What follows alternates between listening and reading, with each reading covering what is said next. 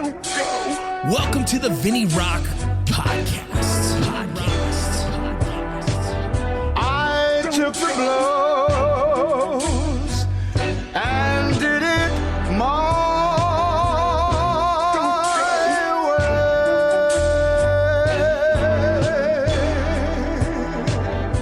way. It's time. The Vinny Rock Podcast.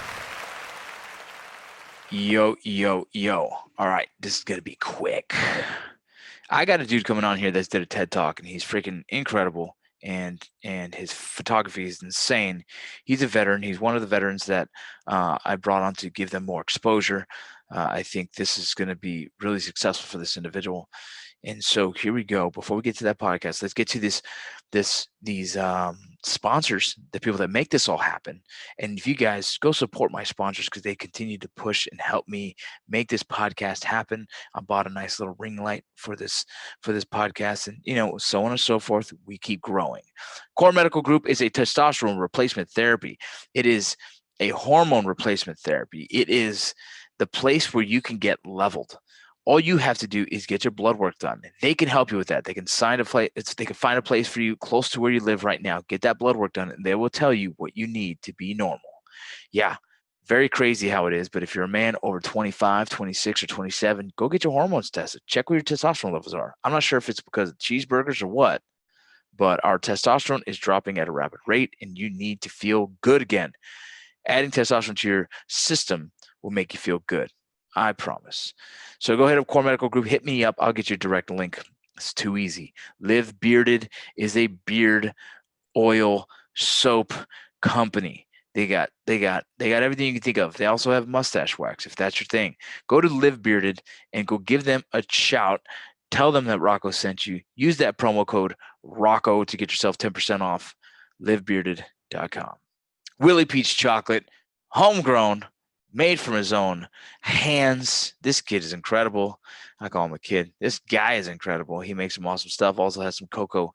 You guys go check him out at williepeachchocolates.com. You will love it. I love it. Veteran note. GMR Gold. Go check out the Bullion Box, baby. Bullion Box, it's a subscription based. You can get $200, $300, $400 worth of precious metals every month sent directly to your house. Yeah, I love this stuff. You guys go check out GMR Gold and Bullion Box. If you have questions, ask me. All you got to do is ask.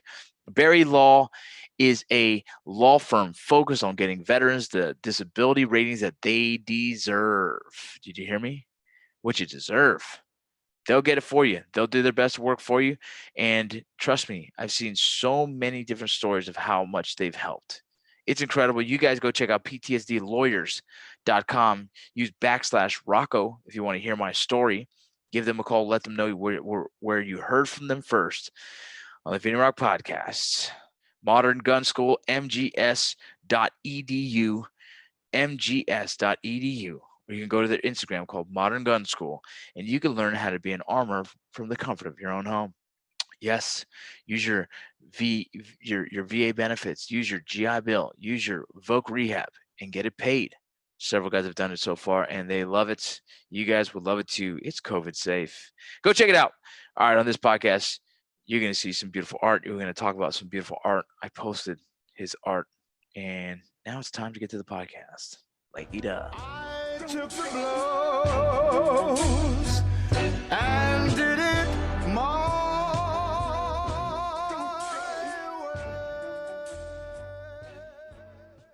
Boom, recording.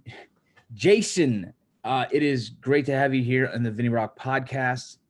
Sorry about the hasty setup. We're traveling at the moment, but I put out on social media, I wanted to give guys an opportunity to tell their story. I was given the opportunity to be put on a pedestal, and my life has changed dramatically, and I want to kind of give that opportunity to others. And so you reached out to me because I think someone sent you my post, and you were like, well, okay, let's do this. Looking deeper into it, man, there's a lot of levels to you, which I think is really exciting to see. And it's such a different art form of what you present. And so I think it's different and not different. It's something that's not given attention, is what I'd probably say better. And so, Jason, please say your last name. Matias. Matias. And so you served in the military? Yeah, I was in the Air Force for 6 years, 2005, 2011, I saw on your TED Talk you were stationed. Where was that? North Pole. North Pole. How was that? It was terrible, and I mean, it was formative Yeah. because I came from New York City. I grew up Yeah. in suburbia plus Queens, which is depending on where you're from, it's also suburbia. And then I got like thrust into North Pole, Alaska, where I was the only person who spoke fast, and I was the only person who like had urban viewpoints. And I mean, you know how it is. Most of the military is like the broadband of America and below and south. Yeah. Very, very rural, very, backcountry. I mean, I was a drill sergeant and I had my fair share of seeing all the kids. And man, I mean, I had several kids who have never seen other ethnicities. And you're like, that still exists in America? I mean, obviously it still exists. Just look at the news. But yeah, I that was my first station. And how was it? It was terrible. Like if you were to drive to North Pole, Alaska, you would hit the Alaskan wilderness, or you would hit the Canadian wilderness, and then you would drive for days. And then you would hit North Pole, and then you'd be like, oh, I'm here. And then you would drive past North Pole, and then there'd be nothing, because it's a loop. So you go from like Washington up to North Pole through Canada, and then back down to Anchorage. So once you get into Canada, or once you leave Anchorage, it's like nothing above there. So it's super isolated. You know, it's a very first world country of me, but like we didn't have a Walmart when I got there. It was like the movie theater was just being built. So yeah, a lot of things changed for me. Like I used to say that I shook off like the dust of New York City's concrete jungle, because when I got up there, I spent my first year in Alaska in my room playing video games. Really? Yeah, I just missed out on the whole wilderness for a year, 2 years, because the second year I was like, oh, I want to go out and do cool stuff, and nobody would go with me. Yeah. Because I was an ammo troop, and all we did was drink and get in trouble. Let me ask you, what was the motivation for joining the military? On the deepest level, it's as I was always going to. Yeah. I am a sixth generation first son, and every first son in my family joins the military. Oh. And it's like, it was a story I was told once, and I just always knew that it was going to happen, because there was never any pressure to. Looking back, it was just something my dad was there, so I figured I want to. My grandfather was like I'm told he was like a general equivalent in the Philippine Army during World War II. Yeah. So the substrate was always there that I would make this thing happen. Yeah. And I just built it as a kid into my future plans. Yeah. I wanted to be a pilot, which never came close to fucking happening. But I'm assuming I get to curse on this, right? Oh, bro, I don't know how not to curse in life. Yeah, that never came close to happening, but I just always thought that was what I was going to do. Yeah. My wife, she's an Air Force brat, right? And so it's when we met, it was really cool because she understood the levels of being in the military and the stuff the stuff that I have no control over. She was like, yeah, I know, my dad got it, and she was born in the Philippines, dude. She's a Puerto Rican girl, and she was born in the Philippines. She has her Filipino birth certificate as well as her American one. But it's a really cool thing that I was like, man, that's so incredible. The military that does things like that. I mean, you go to the North Pole, never in your life in any other capacity would you ever have thought like, you know what, fuck it, let's go to the North Pole. And so, that's where you started your excursions, if you will, right? Your solo walks and hikes into the wilderness. Yeah, just because no one would go with me. No, I just got tired of wanting to do something and no one else would let me do it, or no one else would go with me. So I just did it on my own. It just became very independent, I suppose. Yeah, and that's the one thing that to me is it strikes really interesting, because I listened to the TED Talks that you did, and we'll get to that later. But sometimes just that there was something in you that's like, I'm done doing this routine. There's something more, you know what I mean? And if you didn't discover that more, if you didn't take that just leap of like, screw it, let's figure this fucking out, you wouldn't be where you're at today. It's like the start of of what you've created came from you making that decision of like, I'm bored of doing the same thing. I got to try something different. And which looks like it's kind of, turned into essentially with the art you've been able to put out today. Yeah, I'm not a huge fan of tracing the web back to the beginning or the edge, but I suppose yes.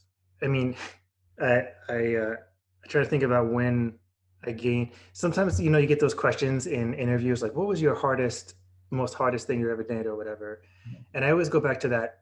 I don't know if I mentioned it in the talk, but I got lost in the White Mountains by myself for 3 days, and that was really the hardest thing I ever did. And ever since that, I can always go back and be like, well, this isn't that hard.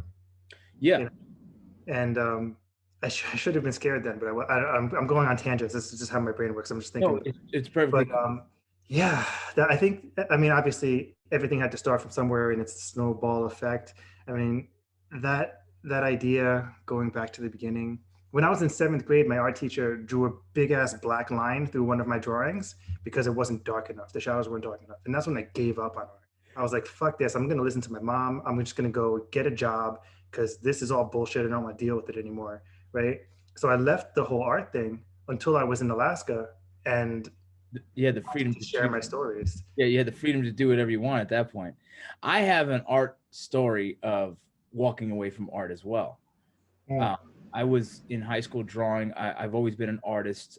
I actually was part of a team out here in LA that would go paint murals under the freeways to get rid of some of the graffiti, and we paint like really beautiful nature stuff, and then 2 weeks later it'd be tagged over again. But it was the efforts of it, and I loved art. I still to this day passionately love art. That's I think why your story kind of I was like, fuck yes, this is kind of a cool interview, because I do love that side of the mind that is so external to like what we have here, right? It's like you have to think like that. I think it's a beautiful thing. And I had an art teacher. We were doing shading on bodies, and so I drew a picture of a bodybuilder, which I've always been intrigued with bodybuilding, and it just blows me away that someone could turn their body into this massive beast. In part, I've always wanted to be a bodybuilder, but I don't have the commitment to be that big. So I drew this dude, and I'm shading him and everything, and I got to the hands, and I knew I'd fuck up the hands. So I said, fuck no hands on this guy. I'm just letting he's posing, and I'm just not doing the hands, because everything else I gave so much effort to, and it was so beautiful to me. I was so proud of that when I turned it in, he gave me a fail because I didn't finish it. And I said, no, that is finished. I finished it. That's what I want. That's how as an artist, this is what I want to give you, And he's like, no, fail. I never took a college art class again, because I was like, fuck that. No one's ever going to tell me what my art is finished or not. You know what I mean? And I was so pissed that I've never gone back to drawing or painting again since. Yeah.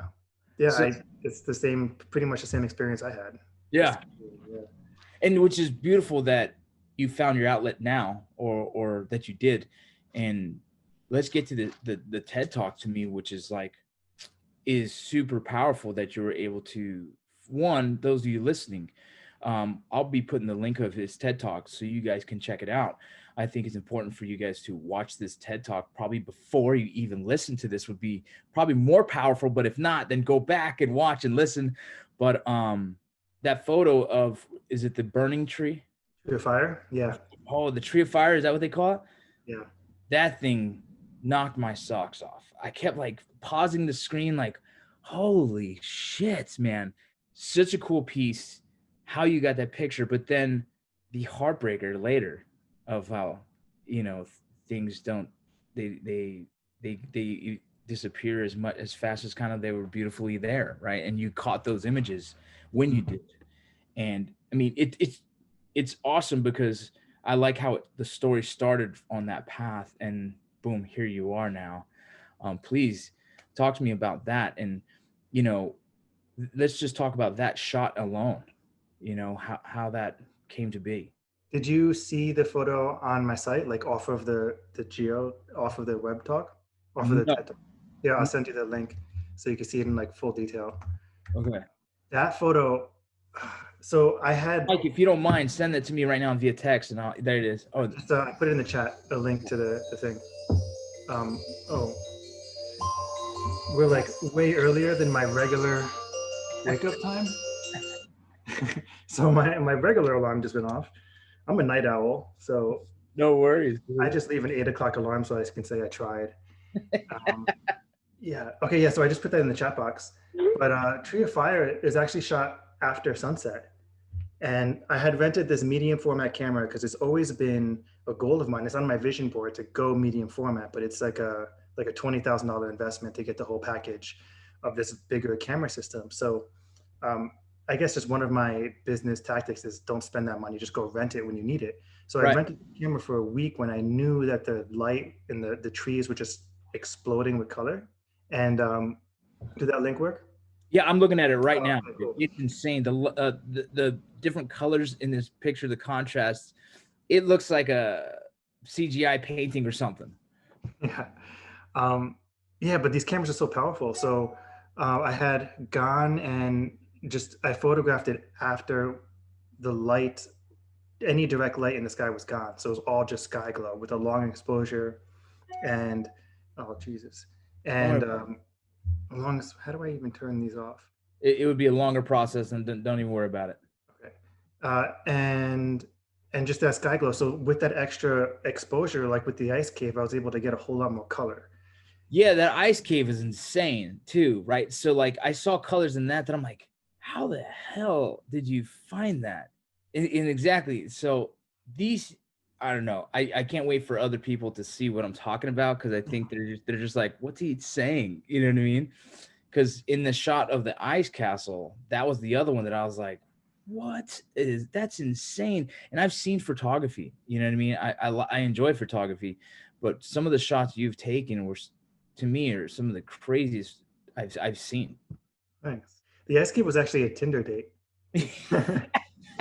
It just happened to line up that way because, like I said in the TED Talk, it was super warm and I was afraid to go out there. Yeah.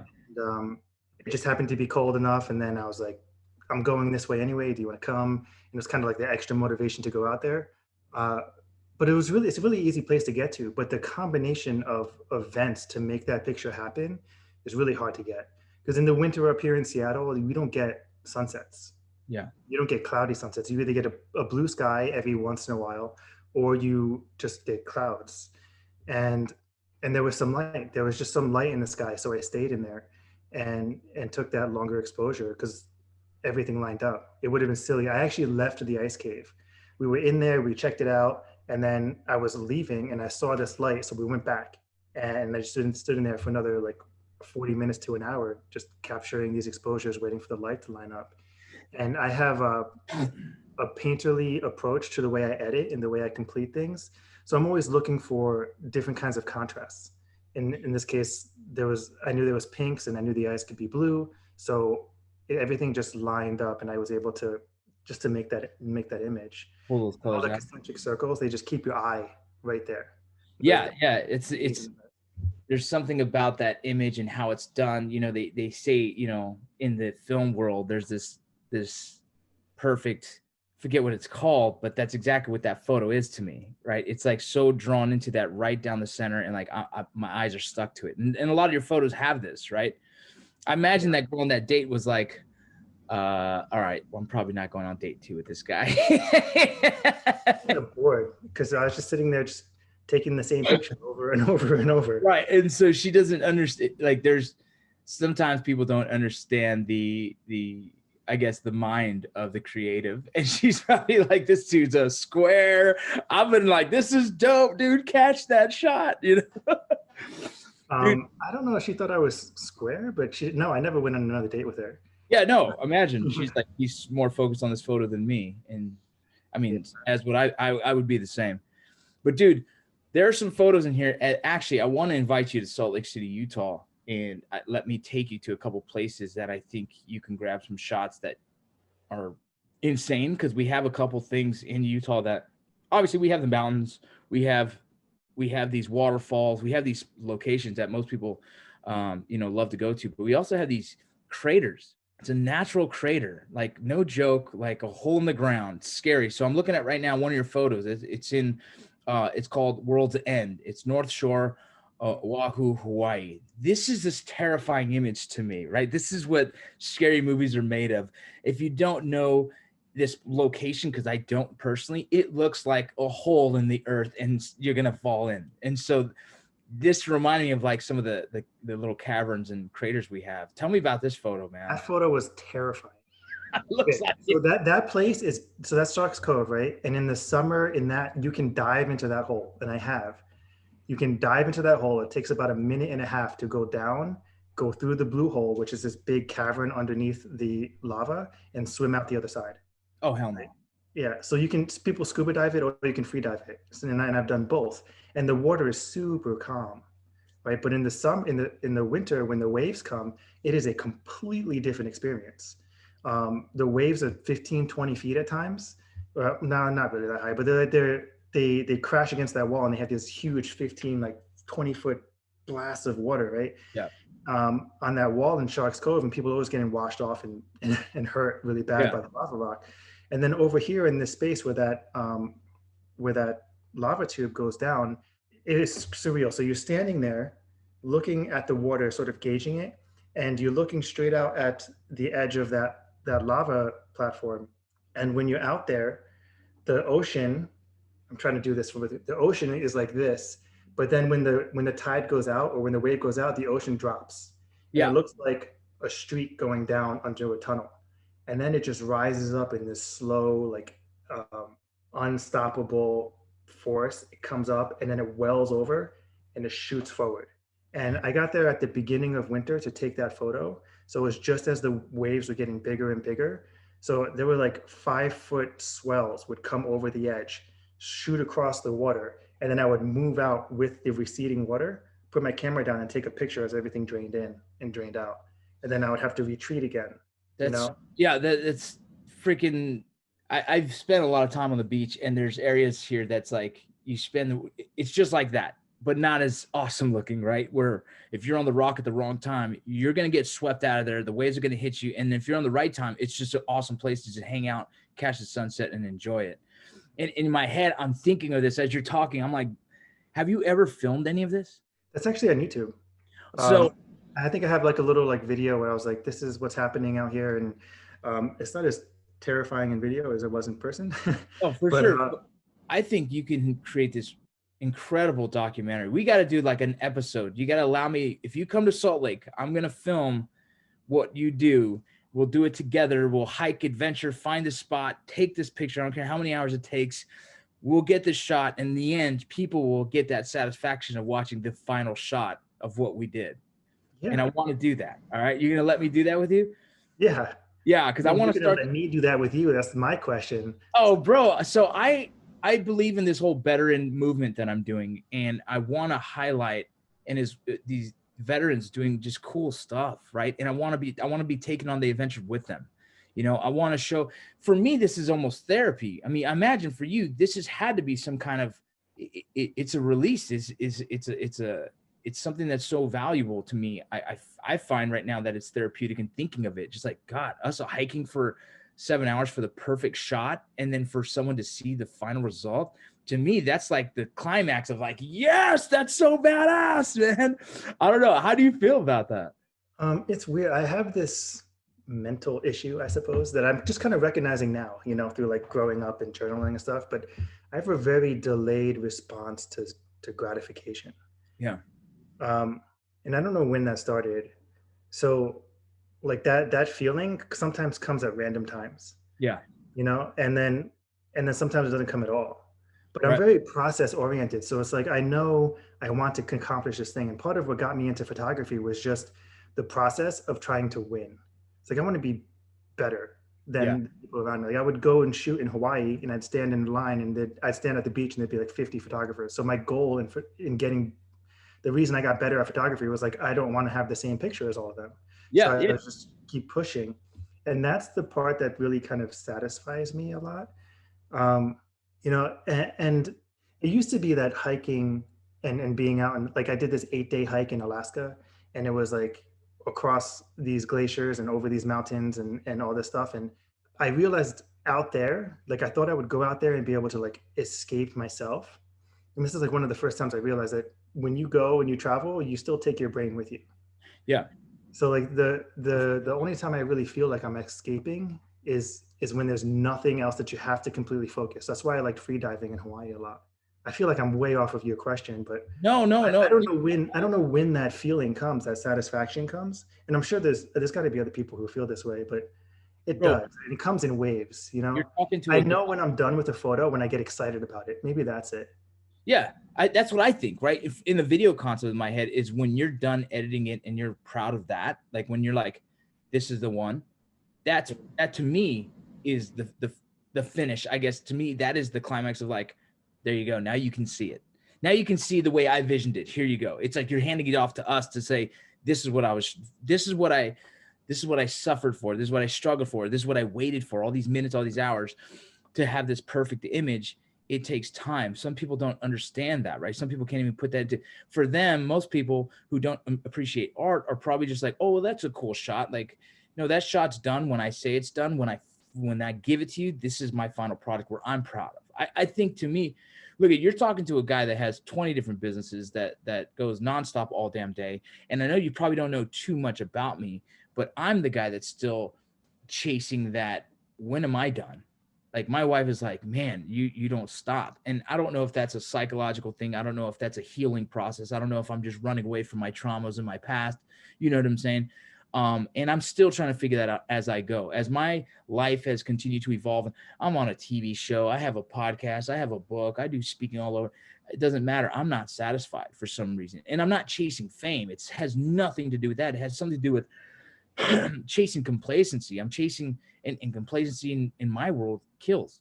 So I'm scared to be like, all right, I'm done. Right. And so it's this really interesting thing. And on the artistic brain of creating film and television, there's so much stories that are in me from my past that I want to tell in a different light. You know what I'm saying? And it's just, I see some of that in your art, in your paintings, and in some of these pictures. Are just, excuse me, in your pictures, I think they're just insane. Do you think you're chasing value? I don't know, right? Like that's a great, I don't think know. that's what I'm doing. Yeah. Because I have this issue, or I've always had this issue since leaving the military, that I'm not doing anything important anymore. Right. Like Well, not even remotely. that's a lot of us, right? That's a lot of our transition struggle. I love that. I didn't even think, I love the way you said that. Some of you guys out there listening later on, you better take notes, because chasing value, right? There's a sense of fulfillment in serving others, right? And I mean, that's where these podcasts even came from in the first place. Like, let me help others, trying to let me tell their story, because there's something about serving others that has filled me with joy. And Mike Sivens is seeking to leave a legacy of value, right? Like, I don't know, my kids are so important to me, but like, what are their thoughts of me when I'm gone? You know what I mean? Is it going to be proud of like everything I've done, or was dad so focused on this mission that he didn't give the kids, his time? I don't know. And part of it, I believe, is the fact of the struggle of transitioning and trying to find, I guess, normalcy again. Yeah. I just had a similar discussion. I got brought onto a project called Contribute To. It's like a project to support artists. Yeah.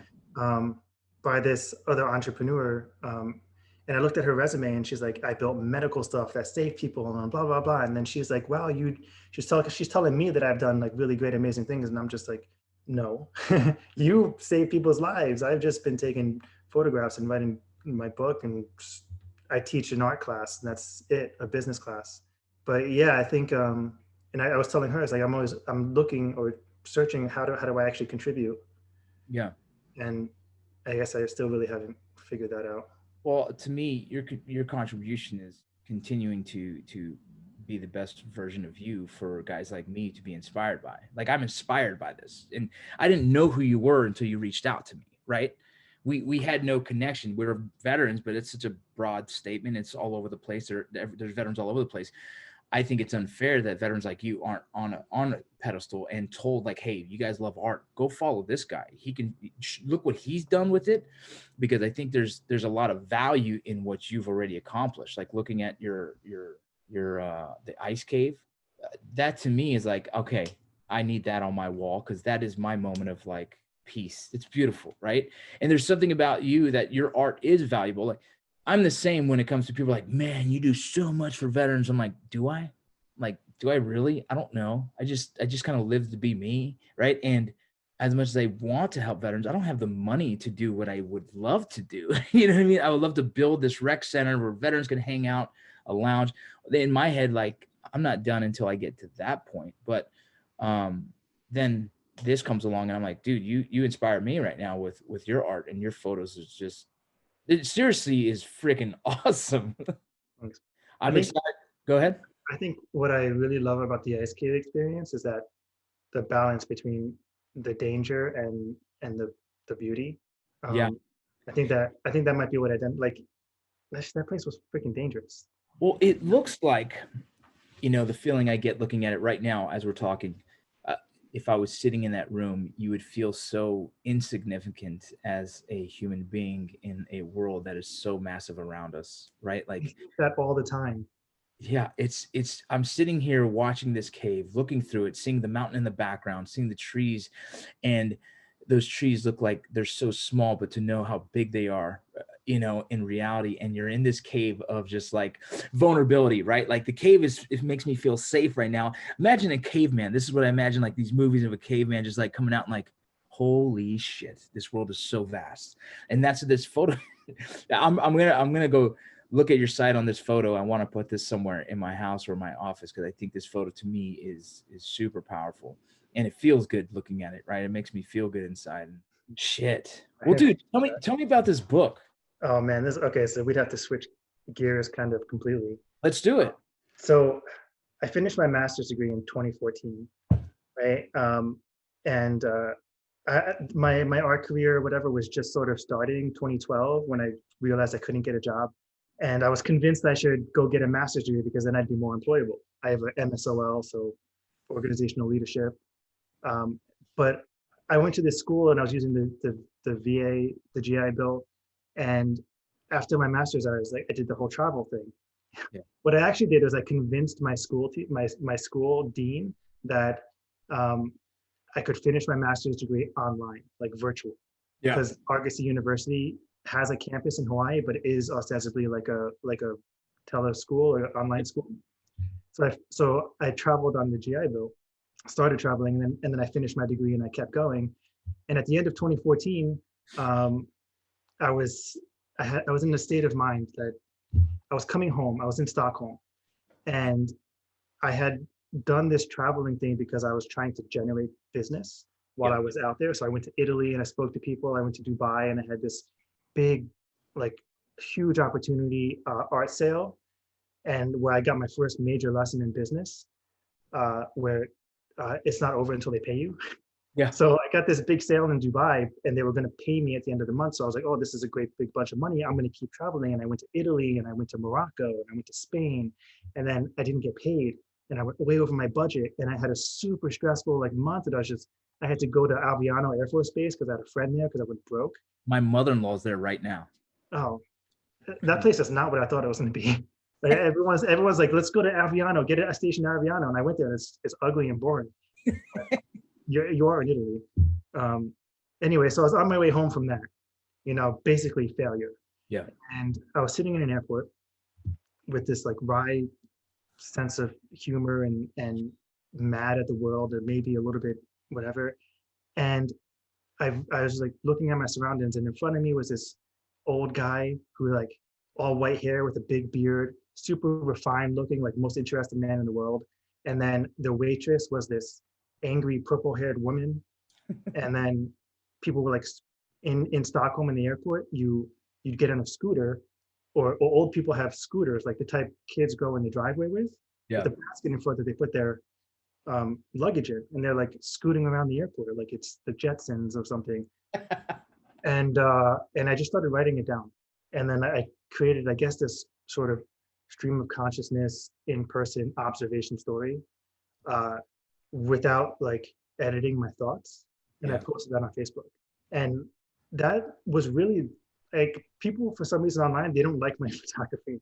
Like I don't my social media sucks in terms of my photography work or what have you. but people really responded to this writing, and they liked it, and it turned into this 6-year project of me being honest and writing my thoughts down as I was experiencing things, as I lived life and traveled and whatnot. And that book became Naked Thoughts, which is this. I don't know if this is video, but this is what the book. It is video, definitely. Let me see. Let me see. I'm probably gonna edit this down because I think it's a really cool podcast. Nice. Well, I guess I could go like this. You're so that's fine. my face with a bunch of different like emotional expressions, and I just Yep. put it all together in this collage thing. Where can someone get that? Amazon. I can order on Amazon. All right, Yeah. I'm gonna order that today. Yeah. So the book is these sort of short stories, Yeah. and like in one of them I talk about one night stands, and then in another one I talk about doing drugs on my birthday, and then walking in the street, or it's just these random events over the years where I just got into that same frame of mind. And How's the response been for it? really good, actually. I mean, marketing is a pain in the ass, but I think it's got like 30 something 5-star reviews. Beautiful. Marketing and There it is. Mike just put the link in there. Yep, I got it. I'm actually looking at it right now, and I'm ordering it right now. But that is the thing: is marketing in books is a pain in the butt. I've done it. I have several books, and the thing is with books and what I've done, I write them, post them, forget about them. It's to me in the art space of like my writing, I'm like, would it be nice for this thing to make a lot of money? Yeah, of course. It's always nice to make a lot of money. Would it be nice to be respected as a writer? Yeah, that would feel really good. Like the affirmation would feel good. But at the same time, I didn't write it for it. So, I just let it out into the world and let it exist. It's like a photo. You take that, you create the best version of that you're happy with, and let it out into the world and see how people receive it. I think that's the world of an artist is if there's high expectations, there's a lot of heartbreak. Well, yes and no. I have to contend against that, because I teach a course called The Art of Selling Art, which is a business course for artists. And I'm not like promoting that right now. What I'm saying is that I can't let that go. I can't go and create it and then see what kind of world, because it is a business. Yeah. Yeah, no, it is. So I have to turn that creative part off, and then be like, okay, how do I make this new piece exist in a way that it can support me? No, I respect that, right? Because that's probably what I'm doing wrong. And in my head, I'm just like, it would be nice to make money, but and I should turn the creative side off and say, no, I deserve to make money. You know what I mean? I deserve to make money off my art. It's hard for me. Yeah. What I tell everybody is, after you've made it, it's not art anymore. At least not in the business sense. It's and now it's a product, and then you gotta do what you do with products. And that's hard for me. That's super hard. That's so hard for me, because I tell people, they ask about my music, right? I write these songs. I have a producer that helps me. I'm heading out today to go do another song, and they're I don't even know what genre you call it, because I just kind of let it exist and what it is. And people are like, you should really focus on music. And for me, it's like, well, when it becomes work, I have the passion kind of turns into create for money and not for the passion of it. And that's what I'm scared of, I guess. I'm scared of that realm of creating and it now turning into like, oh, you have to create another song, and like, oh, here we go, and losing its authenticity of what I'm trying to do with it. What would you teach someone? What would you tell someone that struggles with that? Well, only do what you love. Yeah. Right. You can. I think you have to love business too. Yeah. And then you're still doing what you love while you're being capitalistic, I suppose.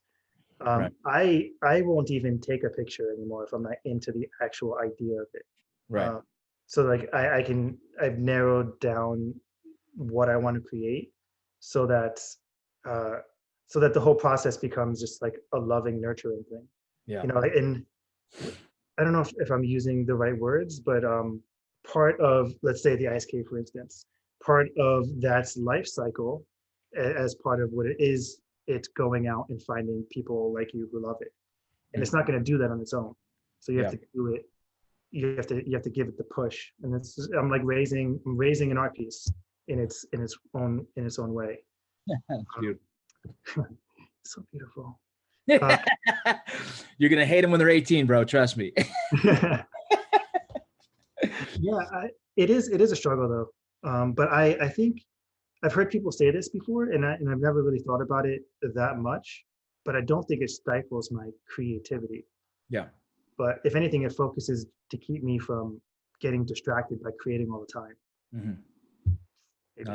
Well, you know, the other thing I wanted to make sure we circle back to the TED Talk that was emotionally like, damn, is when you take these beautiful photos of the ice cave or the dance, right?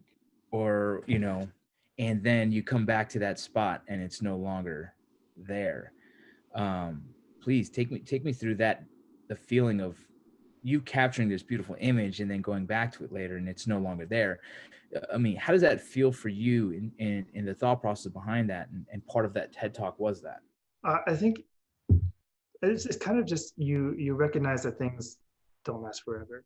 Yeah. And some things are beautiful because you know they won't be around. I was going to say that, right? There's kind of a beauty in that, in the fact that, you know, that moment right there was its prime. And, you know, this is kind of life in its own, right? Like, you know, if it's not a metaphor for life, that's what it would be. Yeah.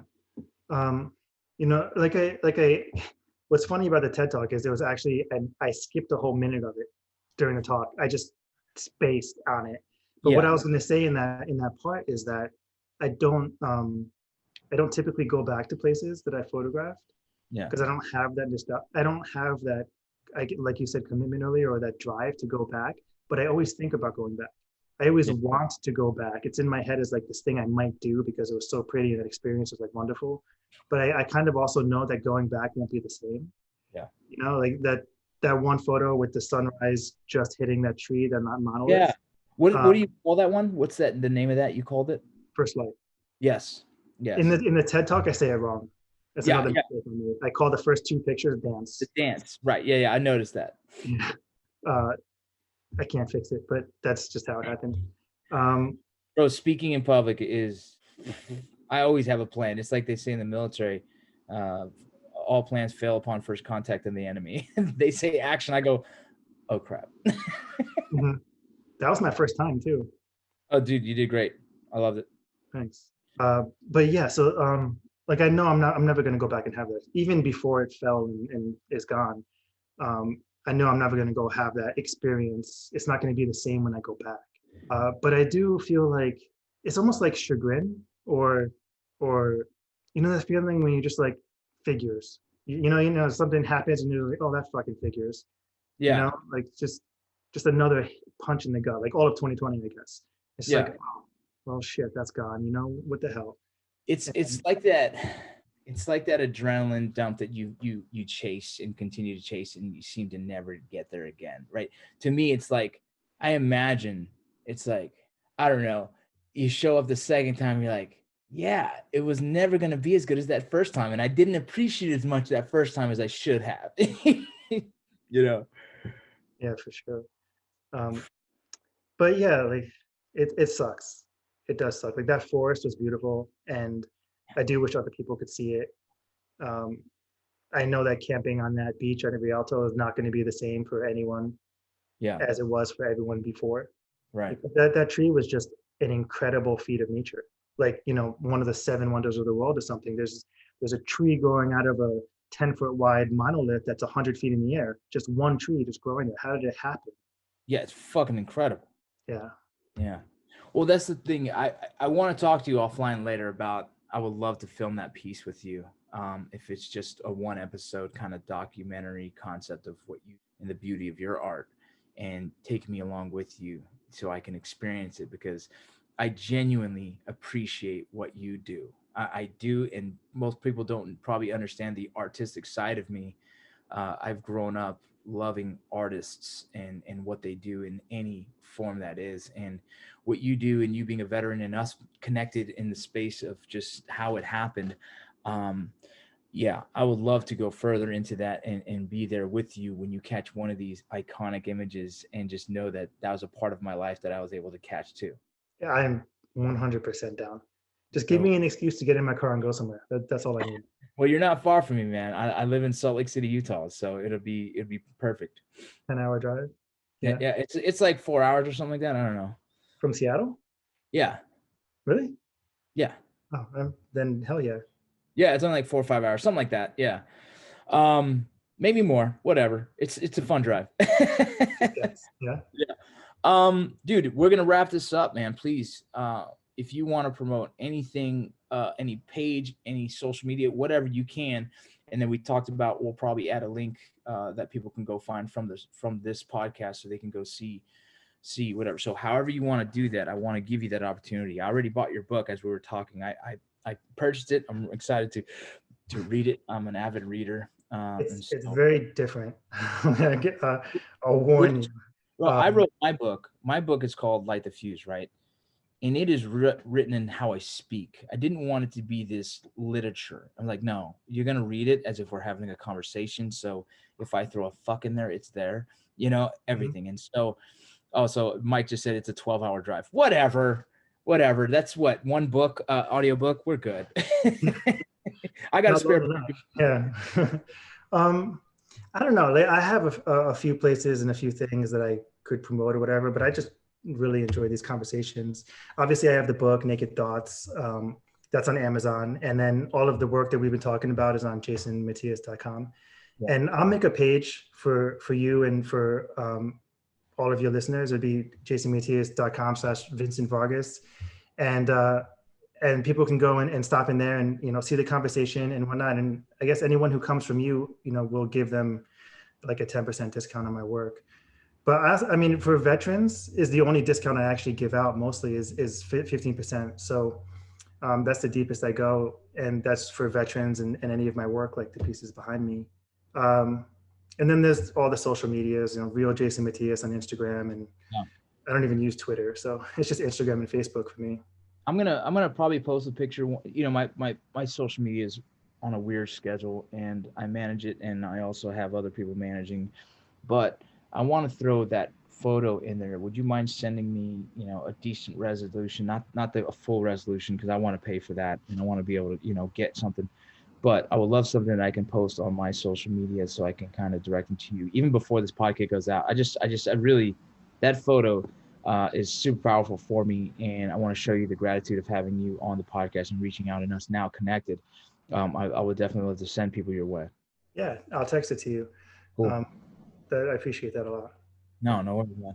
Dude, thank you so much. I didn't know where this conversation would go, but I did enjoy the fact that it just went. You know what I mean? And I enjoy that we have plans now, and we have to figure out those, and let's make those happen.